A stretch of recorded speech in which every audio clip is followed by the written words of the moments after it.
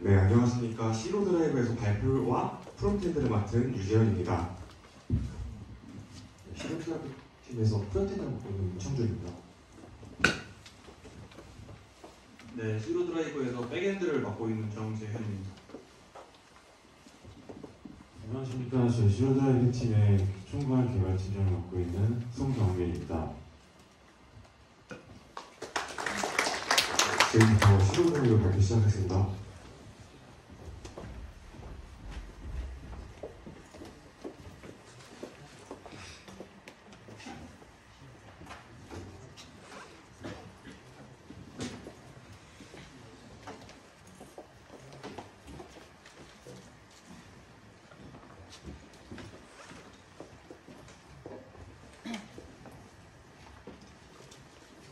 네, 목차부터 설명드리겠습니다. 목차는 목차, 배경, 목표, 실용적 근거, 추진 일정, 시스템 구성도, 설명, 결론, 참고 문헌 순으로 발표드리겠습니다. 계정 털리고 결제 피해, 그다음에 PC방 해킹, 대규모 개인정보 유출 사고. 위 두 기사는 공용 PC에서 로그인을 했다가 개인정보가 유출되는 피해 사례들입니다. 이처럼 공용 PC에서 로그인을 하는 경우 로그인 정보 유출이나 USB 감염으로 인한 2차 피해 등이 발생할 수 있습니다. 따라서 공용 PC에서는 로그인 등 개인정보가 노출될 수 있는 작업을 자제해야 합니다. 하지만 기존의 클라우드 스토리지 서비스들은 로그인을 해야지만 서비스를 이용할 수 있다는 단점이 있었습니다. 따라서 저희는 로그인 없이 파일 업로드 및 다운로드가 가능한 클라우드 스토리지 서비스를 개발하고자 하였습니다. 또한 로그인을 통해 기존의 스토리지 서비스들이 제공하는 서비스를 또한 제공하고자 하였습니다. 이와 더불어 다크모드와 텔레그램 드랍 등의 사용자 친화적인 인터페이스를 제공하여 편리하게 사용하고자 하였습니다. 네, 실용적 근거입니다. 여기 표를 보시면 대부분의 클라우드 스토리지 서비스들이 비회원 파일 업로드를 제공하지 않는 것을 볼 수 있습니다. 제공한다고 하더라도 코드를 통한 파일 업로드를 제공하지 않으며 다운로드 링크 길이가 굉장히 길어 다운로드 코드 생성, 비회원 파일 업로드, 다운로드 링크 길이 측면에서 저희는 경쟁력이 있다고 생각했습니다. 또한 저희는 공용 PC에서의 로그인 과정을 생략하여 더 높은 보안성과 편의성을 확보하였고 기존의 스토리지 서비스들의 기능 또한 제공하여 공용 PC에서 사용하던 사람들의 유입을 기대할 수 있습니다. 네, 추진 일정입니다. 저희는 2주차부터 12주차까지 UI 설계, 2주차부터 4주차까지 프론트 구조 설계, 그 다음에 2주차부터 4주차까지 CI/CD 파이프라인 구축, 그 다음에 4주차부터 11주차까지 UI 구현, 그 다음에 4주차부터 7주차까지 API 설계, 그 다음에 6주차부터 9주차까지 백엔드 구현, 그 다음에 8주차부터 11주차까지 API 연동, 그 다음에 8주차부터 13주차까지 테스트를 통해 완성하게 되었습니다. 네, 시스템 구성도 설명드리겠습니다. 저희는 일단 서버는 AWS EC2를 사용하였으며 이 EC2 안에 웹서버, API 서버, 데이터베이스를 구축하였습니다. 네, 웹서버로는 엔진엑스를 통해 리액트 웹페이지를 서빙하였으며 그 다음에 API 서버로는 노드.js와 익스프레스.js를 사용하였습니다. 또한 데이터베이스는 마리아DB를 사용하였는데 이 데이터베이스에는 회원 정보, 파일 메타데이터 등이 저장되고 EC2 내부 스토리지에 실제 파일이 저장됩니다. 또한 CI/CD 플랫폼으로 젠킨스를 사용하였습니다. 그 파일 업로드와 다운로드 과정으로 자세히 설명드리자면 파일을 업로드하게 되면 클라이언트에서 파일을 전송하게 되고 API에서 파일을 받으면 API 서버에서 파일 정보나 파일이 실제 저장되는 주소 등의 메타데이터를 뽑아 메타데이터는 데이터베이스에 저장되고 실제 파일은 EC2 내부 스토리지에 저장되게 됩니다. 이 파일 조작이 성공되면 API 서버에서 코드를 생성하게 되고 코드를 클라이언트 쪽에 넘겨주게 됩니다. 파일 다운로드를 설명드리겠습니다. 그 생성된 코드를 바탕으로 생성된 코드가 API한테 전송되게 되면 API는 그 코드를 바탕으로 메타데이터를 데이터베이스에 줘야 합니다. 그 메타데이터에는 CI/CD 내부 스토리지의 주소나 파일 저장된 경로가 있을 것이므로 그 경로를 통해 EC2 내부 스토리지에서 파일을 가져와 AP 클라이언트로 전송하게 됩니다. 네, 기능 설명하겠습니다. 기능은 좀 이따 시연할 때 좀 더 자세히 설명해서 예정으로 간략하게만 설명하겠습니다. 저희 일단 비회원 기능도 설명하겠습니다. 비회원 기능은 이렇게 파일 업로드 창이 있고 파일 업로드 창에 파일을 업로드하게 되면 이렇게 코드와 링크가 제공되게 됩니다. 네, 아까 제공된 코드 입력창에 입력하게 돼서 확인을 누르면 이렇게 파일을 다운로드 받을 수 있는 페이지가 출력되게 됩니다. 네, 여기서 파일 다운로드 누르면 파일이 다운로드 됩니다. 네, 다음 회원 기능 설명하겠습니다. 회원은 그냥 회원 가입 로그인 기능을 당연히 제공하고 있고,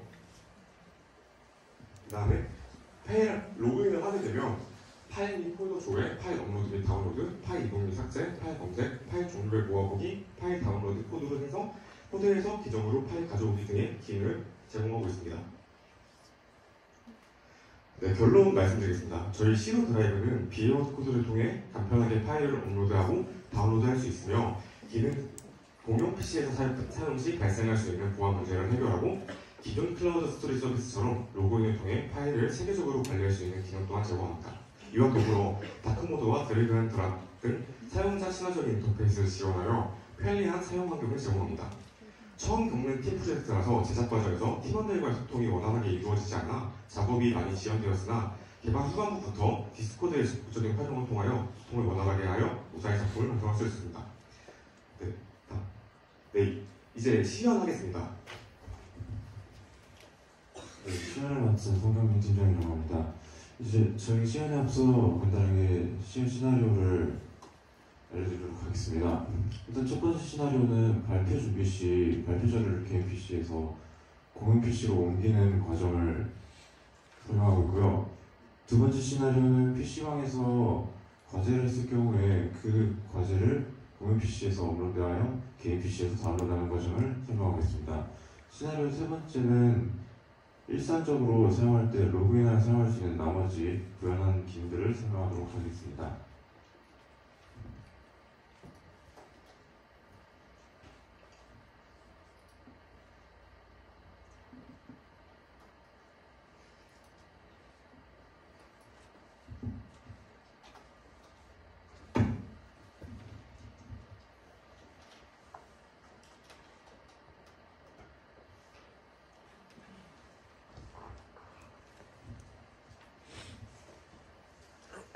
네, 저희 사이트 접속하면 처음 나오는 랜딩 페이지입니다.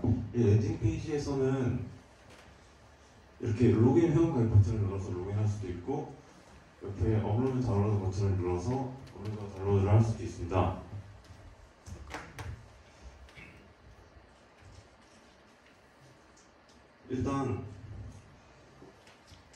일단 이 PC의 역할은 공용 PC이며,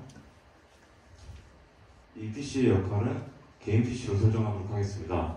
개인 PC에서 다음과 같은 발표 자료 PDF 파일을 가지고 있다고 가정하겠습니다.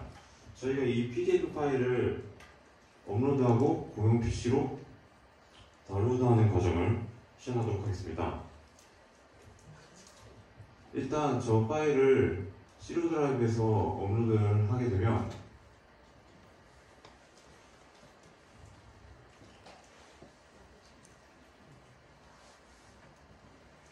로그인 과정 이후에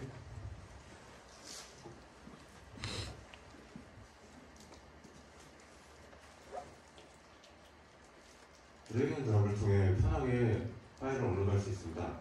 이렇게 업로드된 파일을 다운로드 링크를 생성할 수 있는데요. 링크를 생성하게 되면 이렇게 다운로드 링크가 표시되게 됩니다. 그리고 코드도 또한 같이 표시되게 됩니다.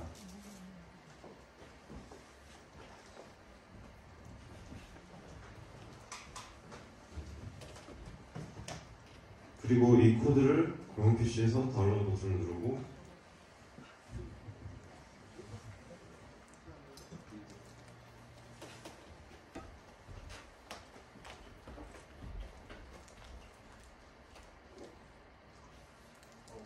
대문자 A 3 대문자 A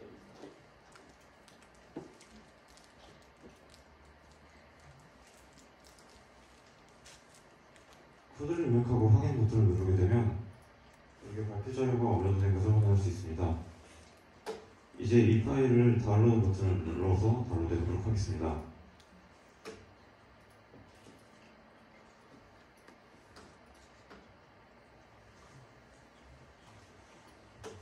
그러면 이렇게 발표 자료가 다운로드된 것을 확인할 수 있습니다. 파일 내용은 업로드된 것과 동일하게 잘 다운로드가 된 것을 확인할 수 있습니다. 이제 다음 두 번째 시나리오 설명하도록 하겠습니다. 두 번째 시나리오는 공용 PC에서 제작한 과제를 로그인 없이 업로드한 뒤에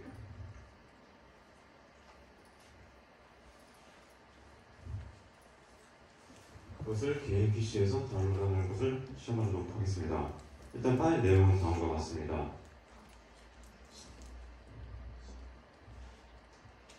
여기 업로드 버튼을 눌러서 이렇게 드래그 앤 드랍으로 파일을 업로드하게 되면 이렇게 코드가 생성이 되게 됩니다. 이 코드를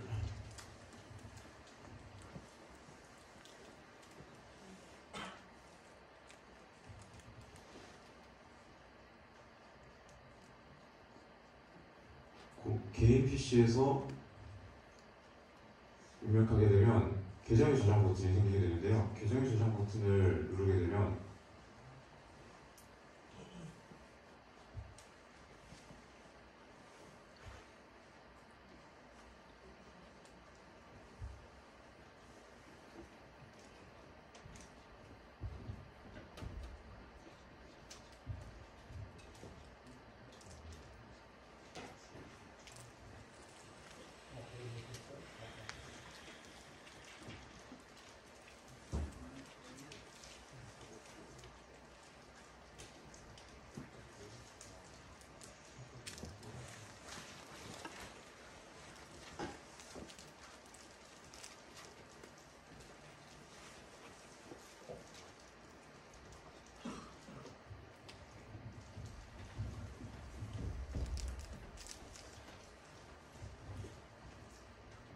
저희가 약간의 버그가 있어서 계정의 저장 버튼이 약간 작동하지 않는 것 같습니다. 일단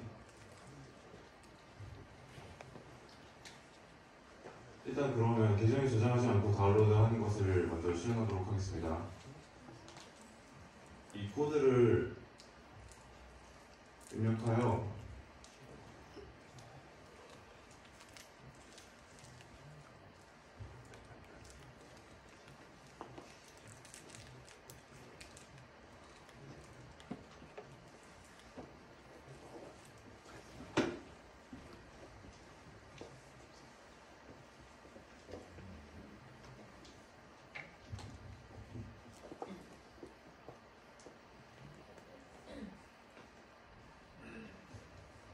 아까와 같이 코드를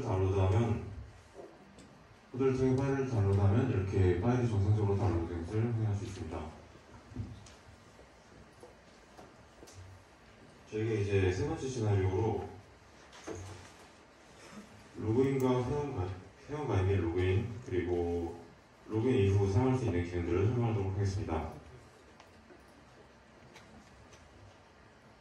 일단 회원가입을 먼저 시연해 보도록 하겠습니다.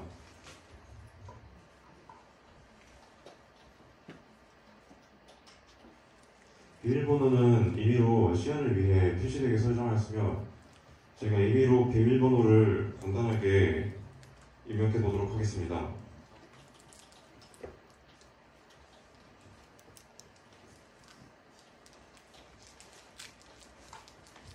이렇게 간단한 비밀번호를 입력하게 되면 비밀번호는 더 복잡하게 입력해달라는 요구가 계속 출력이 되게 됩니다.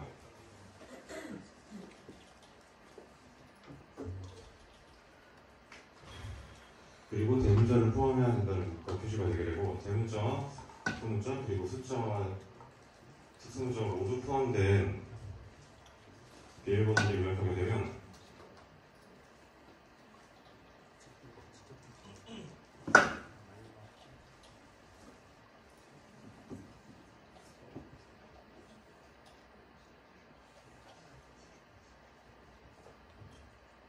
회원가입이 정상적으로 진행되는 것을 확인할 수 있습니다. 이제 새로 회원가입한 아이디로 로그인하는 것을 보여드리도록 하겠습니다.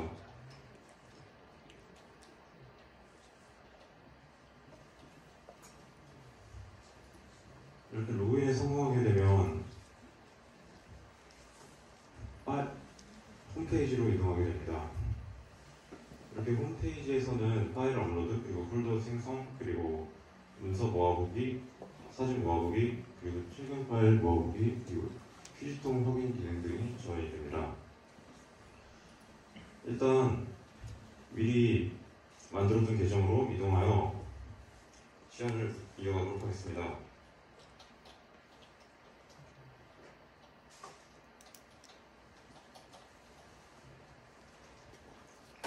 네, 저희가 임의로 미리 설정해둔 실제 사용 사례입니다. 이렇게 과목별로 파일들을 정리해둔 것을 이렇게 예로 들어서 이렇게 사용할 수 있다는 것을 보여드리고 있습니다. 이 내 파일 옆에 화살표 버튼을 누르게 되면 폴더 구조를 확인할 수 있습니다. 폴더 생성 한번 해봐. 폴더 생성을 하게 되면 이렇게 새 폴더가 생기게 됩니다. 여기서 예를 들어서 미디어 콘텐츠 개발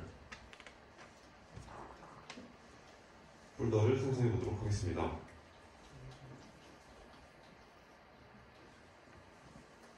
이렇게 미디어 콘텐츠 개발 폴더가 제대로 생성된 것을 확인할 수 있습니다. 내부에 들어가면 폴더는 비어있는 것을 확인할 수 있습니다. 또한 여기다 폴더에 파일을 업로드해 보도록 하겠습니다.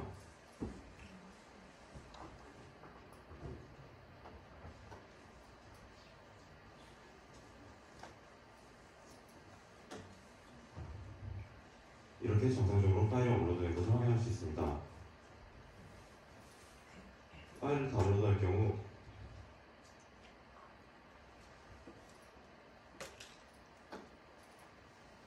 이렇게 다운로드했던 파일을 확인할 수 있습니다. 또한 파일을 이동할 수도 있습니다.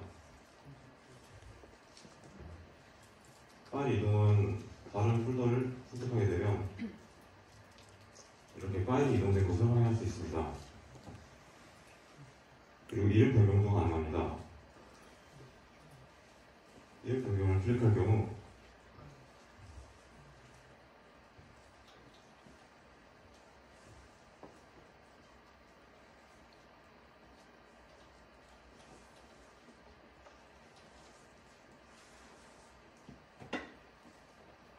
이렇게 정상적으로 이름이 변경되고 다운로드 시에 이름이 변경된 모습으로 이렇게 다운로드된 것을 확인할 수 있습니다. 그리고 파일을 삭제할 수도 있습니다. 파일을 삭제할 경우 휴지통으로 이동하게 되면 휴지통에 이동된 파일은 이렇게 삭제하기 버튼을 누르면 완전하게 삭제가 되며 만약에 휴지통에 파일을 잘못 삭제했을 경우 보관하기 버튼을 눌러서 다시 보관할 수도 있습니다. 또한 문서 모아보기 기능을 활용하면 이렇게 업로드한 문서들을 모아볼 수 있으며 사진 모아보기 기능을 활용하면 업로드한 사진들을 모아볼 수 있습니다. 또한 최근 파일 모아보기 기능을 활용하면 최근에 수정했던 파일들을 기준으로 정렬된 목록이 표시되게 됩니다.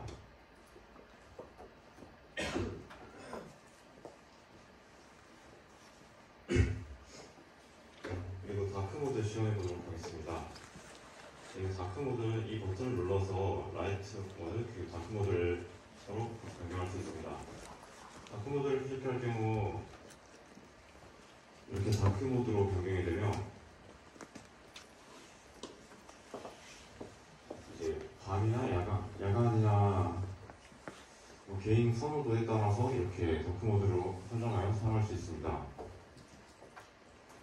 이상으로 시험 마치도록 하겠습니다. 다음으로 진행을 받도록 하겠습니다.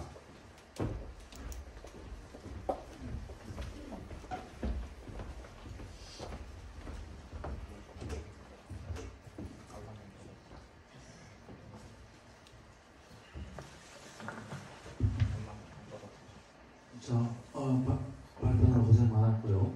잘 봤습니다. 학생 질문 받겠습니다. 발표 잘 들었습니다. 그 PPT 한 번만 띄워주실 수 있으신가요? 그 다운로드 길이 관련돼서 아까 얘기해 주셨는데 그게 클라우드랑 그 안전함이랑 무슨 상관이 있는지, 뭐 아까 경쟁력 얘기하셨거든요. 네, 이 부분 말씀하신 건가요? 네, 그 다운로드 링크 길이가 어떤 경쟁력이 있다라고 말씀하셔가지고 그 의미가 어떤 의미인지 좀 잘 이해가 안 돼서. 다운로드 링크 길이가 짧다는 것은 타 서비스들은 링크 길이가 너무 길어서 타이핑하기가 너무 번거롭습니다. 그래서 어떤 방법으로든 로그인을 하게 만드는 단점이 있습니다. 예를 들면 그 링크를 복사하기 위해서 카카오톡에 로그인한다거나 아니면 뭐 메일 서비스에 로그인한다거나 그런 식으로 어딘가에 로그인하게 되는데 저희 서비스는 로그인할 필요 없이 단순하게 타이핑을 할 수 있으므로 로그인 과정을 생략해서 편의성을 더 확보할 수 있다고 보실 수 있습니다. 그리고 질문 하나 더 해도 되나요? 네. 로그인 없이 저거 업로드하는 거 계정에 저장하면 어떤 방식으로 저장하나요? 계정에 저장하게 되면 사용자의 루트 폴더에 파일이 생성되게 됩니다. 그 회원 정보를 직접 조회를 해가지고 그 정보에 그냥 바로 그냥 네, 업로드를 하는 그렇습니다. 건가요? 로그인 과정 없이. 아니요, 로그인 된 경우에만 저 버튼이 표시되게 되고요. 그래서 로그인 된 경우에만 표시되기 때문에 로그인 정보를 가져올 수 있습니다. 네, 답변 감사합니다.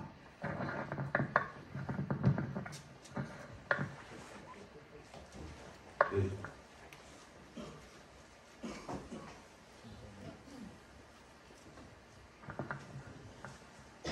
네, 질문 드리겠습니다. 그 지금 사용하시는 게 AWS 지금 EC2에다가 저장하게 되잖아요. 그 파일들이. 네 맞습니다. 그렇게 되면은 지금 안 그래도 파일 용량이나 업로드 되는 게 제한이 있을 것 같은데 그게 있나요? 당장에는 파일 업로드가 약 300MB 정도로 일단 제한이 되어 있습니다. 그러면 이게 지금 비회원이었다 보니까 별로 이렇게 업로드 될 수 있는데 그런 거에 대한 뭐 방어 체계라든가 그런 게 있을까요? 혹시? 그런 건 아직 구현하지는 않았으나 구상 중에 있는 바로는 특정 IP, 동일 IP에서 여러 번의 너무 많은 시도가 발생하면 그걸 차단하도록 하려고 구상하고 있었습니다. 그 보안적 부분도 그렇게 하신다는 거죠? 파일이나 이런 그 체킹을 다 하신다는 말씀이시죠? 네 그렇습니다. 아 그리고 이게 지금 업로드 다운로드다 보니까 CDN 네트워크를 구성하셨을 것 같은데 혹시 그런 구성 내용 좀 볼 수 뭐 설명을 해주셔도 되고요. 따로 그런 건 없나요? 따로 CDN 네트워크를 구현하지 않았으며 단순히 API 서버에서 같이 다운로드를 하는 식으로 구현을 했습니다. 그러면은 한 번에 만약에 몰리게 이제 다운로드하는 게 몰리게 된다면은 트래픽이 많이 몰릴 텐데 그것에 대한 강구책이 있나요? 이제 여러 사용자들이 다운로드를 요청하거나 업로드를 하거나 그러면 따로 트래픽에 대해서 안무한 부분은 없습니다. 네 알겠습니다.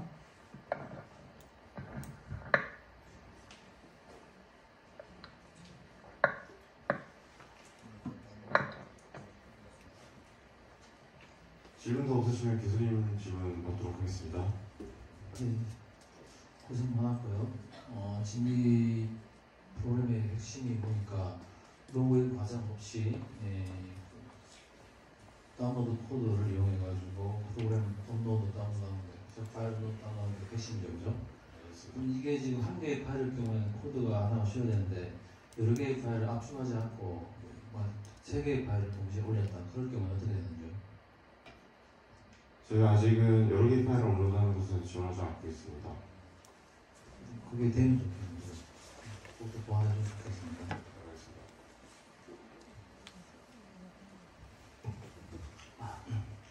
지금 형태에서 아까 얘기했던 트래픽이라든지 아니면 다중 사용자에 대한 접근 없이 활용하는 부분 가면 지금 그냥 일반 홈페이지에다가 파일 올리는 거하고 크게 다를 수 없어요. 기술 자체로. 그러니까 왜냐하면 드라이브라고 하는 것을 보게 되면 여러 가지 사용자들이 활용할 수 있는, 그러니까 하나의 사용자가 한 번에 데이터를 올리는 게 아니라 여러 명의 사용자가 동시에 데이터 올리는 것들에 대한 생각을 하고 디자인을 했어야 되는데 그런 부분이 전혀 없었고, 그리고 또한 지금 데이터베이스 암호화했나요? 네, 데이터베이스는 암호화가 되어 있습니다. 어떤 방식으로 암호화했나요? 일부는 데이터베이스에 저장하기 전에 해시화되어 저장되어 있습니다. 그러면 우리 데이터, 그러니까 파일 데이터들 주는 부분에서는 암호화가 어떻게 진행됐어요? 파일 루트라든지 파일 데이터 관련 부분에서는 암호화가 없습니다. 그 부분이 암호화가 돼야 되죠. 네, 알고 있습니다. 암호화가 왜냐하면 클라우드 시스템들을 보게 되면 그런 암호화들이 중요합니다. 그리고 또한 회원 가입할 때 인증은 어떻게 하나요? 어떤 인증 말씀하십니까? 회원 가입할 때 인증 안 해요? 여러분들이 어떤 사이트들 회원 가입하면 인증 따로 하지 않아요? 어떤 인증 말씀하시는 그러니까 인증, 거예요? 이메일 인증 말씀하시는 거예요? 이메일 인증이라든 여러 가지 다양한 인증들이 있잖아요. 사용자에 대해서 회원 가입 그냥 아무나 다 받아요? 사이트들이? 특히 이런 클라우드 시스템들이. 그러니까 공유에 있어서는 아직 없습니다. 그런 디테일한 것들을 먼저 생각을 하고, 그러니까 왜냐하면 이런 시스템들은 암호화, 그 또한 인증들이 가장 중요하거든요. 왜냐하면 개인 정보들 있잖아요. 그리고 개인 데이터들이 그런 것들이 어떻게 해킹당할 수 있고, 그런 것들이 다른 사람을 통해서, 그리고 또한 불법적인 데이터들이나 그런 것들이 이상한 사용자들을 통해서 무작위로 업로드가 됐을 때에 대한 피해들을 생각을 해서 해야 되고, 그리고 또한 아까 처음에 얘기했듯이 다중사용자, 그러니까 멀티 접속이 했을 때에 대한 트래픽이라든지 여러 가지 그런 방안들이 없이는 솔직히 좀 약간 실용적이지 못할 거라고 생각합니다. 시간이 많지 않기 때문에 딱 두 가지만 얘기할게요. 우리가 통상 편의성을 높이면 사실은 이런 부분은 사실 보안적인 부분이 보안을 조금 약해지는 부분이 있고, 그래서 그런 게 균형을 좀 잘 맞춰야 되고, 어떻게 기술적인 부분은 다 일단은 많이 이해가 됐기 때문에 넘어가고, 맨 앞에 저 배경 슬라이드. 여러분들 다른 거는 기술적인 것부터 치더라도 이 발표 내용이 똑같은 것을 발표하더라도 이거를 어떻게 발표 자료를 구성하느냐에 따라서 좀 내용이 많이 틀려지거든요. 이 배경 발표 자료가 뭐야? 결론 보세요.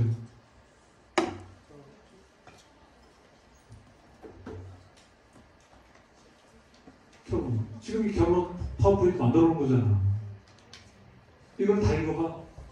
사람들이. 전체적으로 보면 발표 자료도 굉장히 조금 부실해. 성의가 별로 안 들어오는 것 같아. 대충 뚝딱뚝딱 한 2, 3일 만에, 하루 이틀 만에 만든 발표 자료지. 이렇게 성의 없이 발표 자료를 만들면 어떻게 해. 중간중간 내용은 그렇다 치더라도 어쨌든 결론, 배경하고 결론 부분만 봐도 이런 발표 자료가 어딘가 세상에. 아무튼 고생했습니다.